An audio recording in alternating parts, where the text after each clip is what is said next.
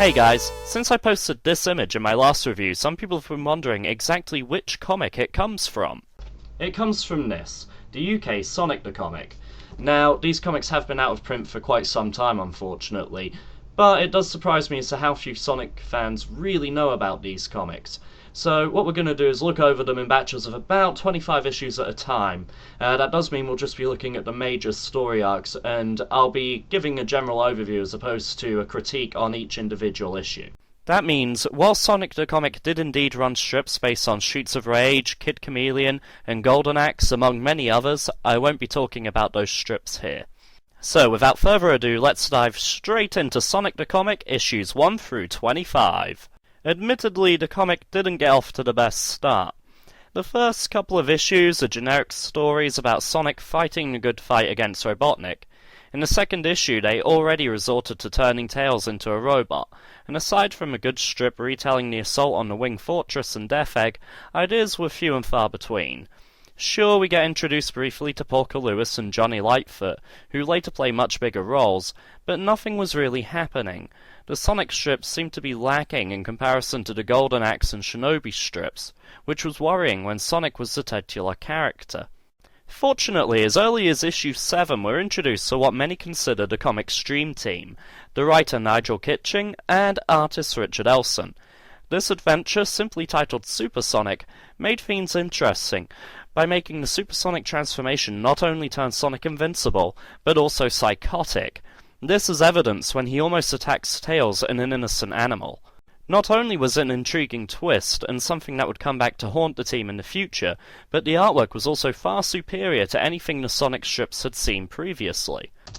Now this right here was a game changer. The very next issue, number 8, showed us Sonic's origin and allowed for the comic's continuity to be set up beautifully. In this issue, Sonic takes Tails, Polka, and Johnny to the Special Zone to meet the Omniviewer and witness his origins. The second page also confirms that Sonic has already collected the Chaos Emeralds and that he keeps them in a much safer place now. The Omniviewer shows us that Sonic was originally a regular brown hedgehog and met Dr. Robotnik for the first time when he was known as the kindly Dr. Ovi Kinterbor. Kinterbor explains that he has combined the world's evil into the Chaos Emeralds, but without the 7th Emerald, their power is unstable. Sonic agrees to search for the missing emerald, and in return, Kinterbor develops Sonic's power sneakers and lets him use, well, what's basically a running wheel with a speedometer, to become even faster. When Sonic broke the sound barrier for the first time, it trashed Kinterbor's equipment and turned Sonic into the blue icon we now recognize him as. So, how does Kinterbor become Robotnik? Well, he trips on a cable while holding a rotten egg and collides into the machine housing the Chaos Emeralds. The evil in the emeralds combines with the egg to transform him into Robotnik. Yeah, I'm serious. Also, remember that he tripped over the wire as well. It's another important plot point for later on. Suddenly, the Omniviewer screams for Sonic to run away, before apologizing and sucking Sonic and the gang into himself. It turns out Robotnik has dominion over all residents of the Special Zone, including the Omniviewer, and Sonic is now gone, apparently trapped in the future. This brings us straight into issue 9, which sets the theme and tone for the entire series from here on out. Titled Back to Reality, it opens with Sonic and Co. emerging from the Omniviewer into the Emerald Hill Zone, where they suddenly come across new, stronger, and more sinister badniks.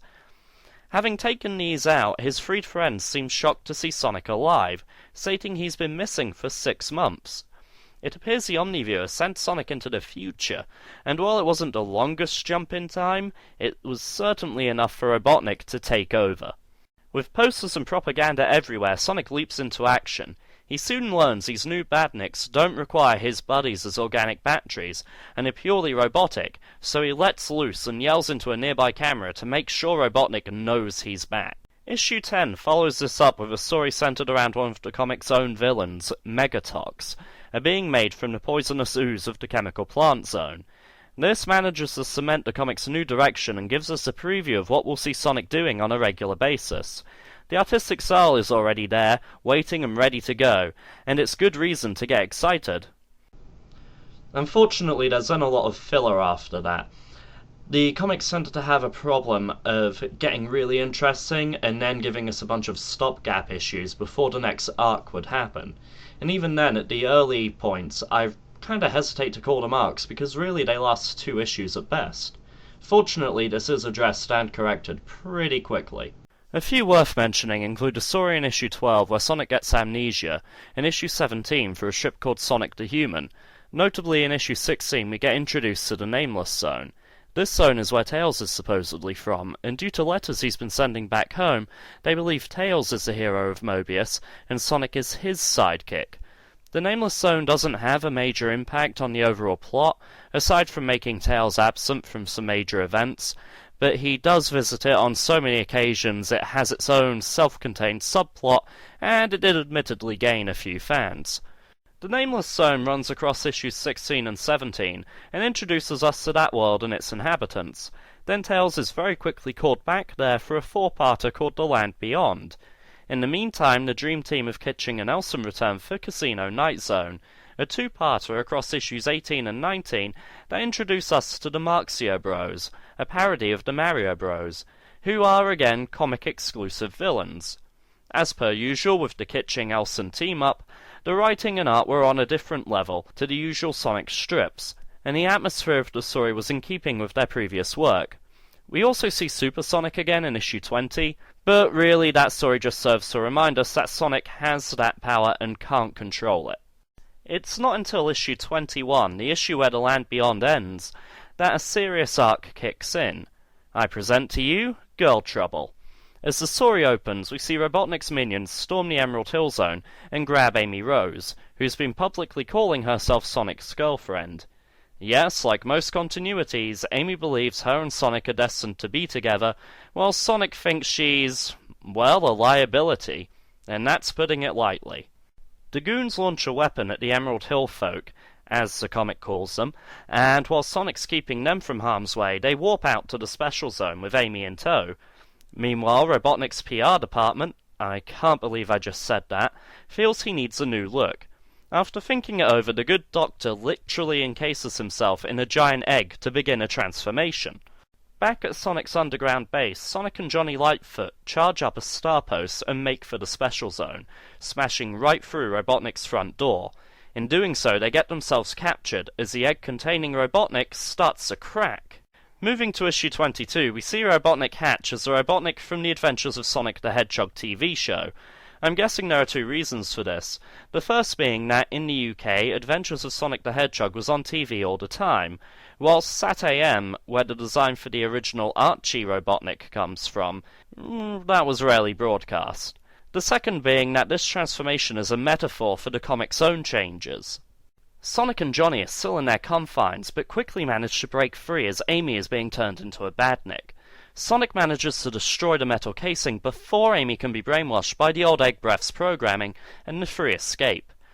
This issue closes with Johnny stating that Amy has to join the Freedom Fighters, as she'll now be a target for Sonic's enemies, and the Emerald Hill Village just plain isn't safe for her anymore. Sonic reluctantly agrees. Naturally, Robotnik's fuming that Sonic escaped from under his nose, and we're treated to a silhouette of Metal Sonic, or, as he's known in this continuity, Metalix. The arc continues in issue 23, as Amy has been kidnapped again. So much for being safer as a member of the Freedom Fighters. Anyway, she's been captured by the pirate Captain Plunder. Plunder's after the Chaos Emeralds, and him and Sonic fight it out for a bit, until Amy strikes a deal. She basically says that the Kinterball computer, a computer displaying Kinterball's face and with his personality, is able to track Robotnik's operations, so they can tell the pirates which freighters are worth robbing, if Plunder and his gang agree to provide the team with backup on the odd occasion. This immediately becomes useful in issue 24. So, number 24, the start of many things to come. The Sonic Terminator Part 1. After seeing a mock Sonic get destroyed, we cut to a raid on the Emerald Hill Village. Sonic leaps straight into action again with the Freedom Fighters, and gets caught all too easily. The gang are taken aboard a vessel headed for a Badnik processing plant to make the team loyal servants of their nemesis. That would be a sound plan, if they weren't being tailed by Plunder's gang. Sonic uses a distraction to rescue the residents of Emerald Hill, but Porker accidentally blabs the location of the Chaos Emeralds to Plunder's crew, and the pirates make a swift departure to obtain the gems. In issue 25, an all-out battle is being waged for the Chaos Emeralds, until Tails is captured and Sonic has no choice but to let Plunder take the emeralds in exchange for his two-tailed companion. Sonic and Tails then follow the pirates in their biplane, the Tornado, and Sonic boards their ship to see that the entire crew has been turned into, for lack of a better word, hippies. This is because the Chaos Emeralds absorb evil, but don't radiate it. This is also the first hint we get as to why Sonic is uncontrollably insane as Super Sonic. Plunder's more than happy to hand the emeralds back to our favourite hedgehog in his current, seemingly intoxicated state, and the freedom fighters leave, a close call and a job well done. Back at the village, however, a dark figure attacks. Up in the red sky is the one, the only, Metalix, and he's demanding an audience with the blue blur. And if that wasn't enough for you, a new regular strip starts in issue 25 called Sonic's World, which does a fantastic job of describing the status quo. It also introduces us to the miracle planet that orbits Mobius, and tells us about the time stones that can be found there. Robotnik wouldn't mind getting his hands on these, especially as Sonic currently holds the Chaos Emeralds out of his reach. G. Metal Sonic, known as Metalix in this continuity, the miracle planet, and the time stones, all introduced to us in one issue? It's almost like they're about to do an adaptation of Sonic CD or something. Oh. Wait a minute.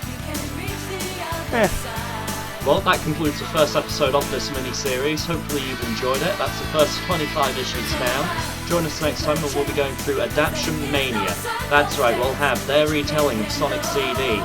Their adaptation of Sonic 1 and 2 will be recapped in Sonic's World, including Sonic's first transformation into Super Sonic. Naturally, the collection of Chaos Emeralds for that to be able to happen. Sonic's first meeting with Tails. And then it will go really all out for their awesome interpretation of Sonic 3 and Knuckles. Don't you dare miss it. To the light, it's a supersonic flight. Gotta keep